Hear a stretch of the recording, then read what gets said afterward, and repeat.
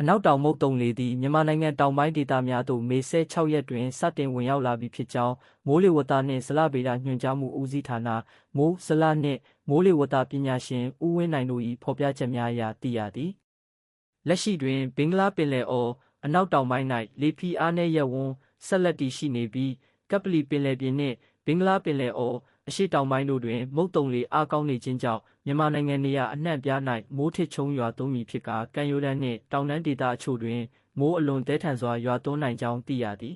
။လာမည့်မေလ18ရက်တနင်္ဂနွေနေ့တွင်ရန်ကုန်တိုင်း၊ဧရာဝတီတိုင်း၊တနင်္သာရီတိုင်း၊ကရင်ပြည်နယ်နှင့်မွန်ပြည်နယ်တို့တွင်နေရာအနှံ့ပြားမိုးထစ်ချုံရွာမည့်အပြင်ဒေသအချို့၌နေရာကွက်၍မိုးကြီးနိုင်သည်။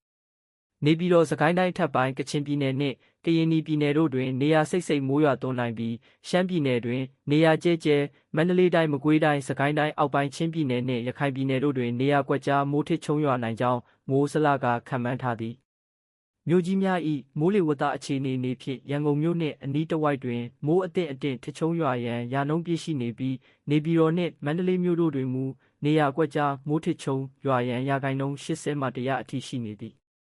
ရန်ကုန်ပဲခူးဧရာဝတီတနင်္သာရီစကိုင်းအောက်ပိုင်းကရင်နှင့်မွန်ပြည်နယ်တို့တွင်မိုးတိမ်တောင်များဖြစ်ထွန်းနေသဖြင့်မိုးရွာသွန်းခြင်းနှင့်အတူလေပြင်းတိုက်ခတ်ခြင်းမိုးကြိုးပစ်ခြင်းနှင့်မိုးသီးကြွေခြင်းများကြုံတွေ့ရနိုင်သည်မြစ်ဝကျွန်းပေါ်မုတ္တမကွေ့မွန်တနင်္သာရီကမ်းရိုးတန်းနှင့်ကမ်းလွန်ပင်လယ်ပြင်တို့တွင်တခါတရံမိုးသက်လေပြင်းကျပြီးလှိုင်းကြီးနိုင်ကလေတိုက်နှုန်းမှာတနအီလျင်မိုင်30မှ35မိုင်ထိရှိနိုင်သည်လှိုင်းအမြင့်မှာ9ပေမှ9ပေခန့်အထိရှိနိုင်သည်